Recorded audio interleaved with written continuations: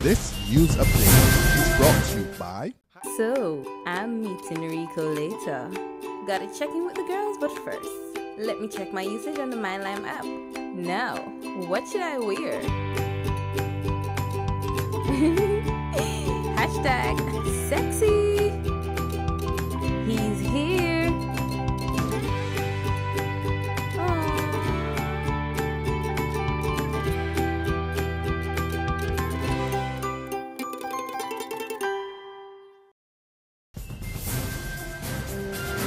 Welcome to the Barbados Today Afternoon Update. It's Wednesday, February 25th, 2015. I'm Fernella Wedderburn. Thanks for joining us.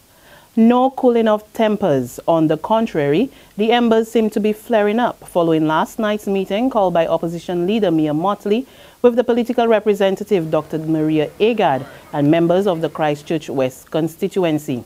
At the end of the 5-hour meeting, which was also attended by other party officials including St. Joseph MP Dale Marshall, Dr. Agard said she had no official comment to make, while Treasurer of the branch, Herbie Yearwood, and St. Thomas MP Cynthia Ford both reported that the talks were cordial.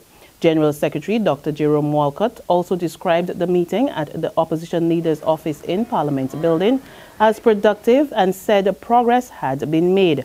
However, Barbados Today has been reliably informed that Dr. Agard was literally hauled over the coals last night for taking her concerns about executive members of her branch to last week's National Executive Council meeting. She was also heavily criticized by some members of her executive for not giving out enough funeral grants and for not showing up at the site of recent house fires in her constituency. Well, police sources say Dr. Agard, who was down to speak at last weekend's BLP meeting at St. George Secondary, but was an apparent no-show, also did not get the backing of her leader last night, following concerns raised in the press about her level of representation. She was, however, warned to stay off social media when venting concerns about her party. In other news, a sweet deal for the local sugar industry. The cane industry restructuring project is now a go. The government and Inter-Sugar Partnership Limited are proceeding with the project, which will result in the construction of a state-of-the-art multi-purpose facility at the Andrews Sugar Factory this year. Over 300 people are expected to be employed at the facility, which will produce raw brown sugar for domestic consumption, specialty sugars for sale to niche markets, and increase molasses to the local rum industry. It will also generate 25 megawatts of green electricity fueled by cane bagasse. Agriculture Minister Dr. David Eswick says the project will result in significant cost savings for the government and allow the island to rebuild the sugar industry. Barbadians have given their overall stamp of approval in the police force's ability to fight crime. A customer satisfaction survey released this morning ranked their work at 72%, and 75% of the 1,781 people interviewed across Barbados said they're satisfied with the work of lawmen. But it was not all good news, as the force was rated poorly as it relates to customer service. There were complaints about the aggressive behavior of some officers in some units. As it relates to crime, the survey, which began in 2013, revealed that gun violence and the selling of drugs were the biggest crime worries in the country. The survey was conducted by the Criminal Justice Research and Planning Unit in the Office of the Attorney General. Prime Minister Frandl Stewart will be joining his CARICOM colleagues in the Bahamas today for the 26th intersessional meeting of heads of government. At the top of the agenda for the two-day summit, which begins tomorrow, is the leveraging of CARICOM's human, cultural and natural assets for the economic development of the community. Also up for discussions is the financing for the CARICOM Secretariat and other community institutions. Recommendations regarding the establishment of a CARICOM Committee of Ambassadors and a review of the work on the matter of reparations for native genocide and slavery are among other matters. Tourism Minister Richard Seeley will act as Prime Minister during that time. There's regional and international news after this short break. It's time for AgriFest again. Come and enjoy the National Agricultural Exhibition on February 27th to March 1st at the historic Queen's Park. Over 300 exhibits on show, highlighting the theme, inclusive agriculture, strengthening linkages, creating synergies. AgroFest 2015, the biggest agricultural exhibition in the Caribbean. Don't miss it. Secure your future, be financially strong. Since 1983, we have been there for you. A smart range of products, great tax benefits. We're the solution to your hopes and your dreams. The Barbados Workers Union Cooperative Credit Union. The Barbados Workers Union Cooperative Credit Union. Humble beginnings to smart loans, smart savings. Save smart and borrow smarter. That's the move for me. Stability, prosperity. We're the solution to your hopes and your dreams.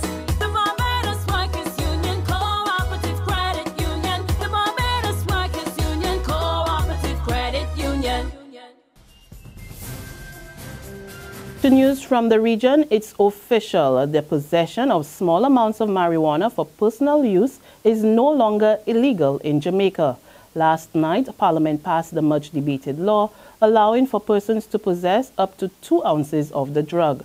The law will also allow Rastafarians in the country to use marijuana for religious purposes and a licensing authority to oversee the medical and scientific uses of the plant. But National Security Minister Peter Bunting makes it clear that the law does not represent any easing of the country's stance on the international drugs trade or the illegal cultivation of the plant. Over in Guyana, where there seems to be no letting up of the strike at the country's university as classes were disrupted for the straight 5th week. University of Ghana students have traded their chains and padlocks for cards and dominoes as they continue to block the entrance to the Turkine campus. The students placed tables and chairs at the entrance, preventing vehicular traffic from entering the institution. Persons were only allowed entry on foot through the pedestrian entrance at the main gate or the Sophia entrance. Last Friday, the students chained and padlocked the front entrance to the facility, calling for the resumption of classes and an amicable end to the impasse between striking staff and administration. Today, President of the University of Ghana Student Society, Joshua Griffith, said there will be no classes at the institution as he continued to call on students to support their action. He also said the criticisms leveled against the student body has not gone unnoticed, but said their stance is justified. Criticisms will always come, but I think the bigger cause here is justifiable of the actions.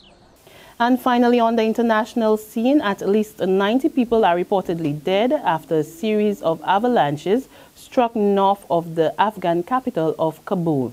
At least 100 homes were also destroyed as heavy snow blocked roads and cut off villages.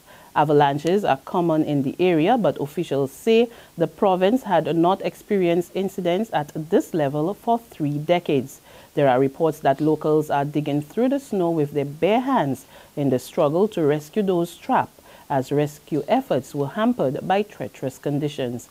Most of the deaths occurred in remote areas, and officials believe that the death toll is likely to rise as rescue teams reach more areas. And that's our Barbados Today afternoon update, but we will be back again this evening. Until then, remember to log on to www.barbadostoday.bb, subscribe to our e-paper email updates, or like us on Facebook. You can also catch us on Izumi Media in bus terminals or screenplay at supermarkets and gas stations near you. Also, tune into Channel 101 online TV, as well as Mix 96.9 FM to get all the latest news and sports. I'm Frenella Wedderburn. To have a wonderful day. This news update is brought to you by... So, I'm meeting Rico later. Gotta check in with the girls, but first, let me check my usage on the MyLime app. Now, what should I wear? Hashtag sexy. He's here.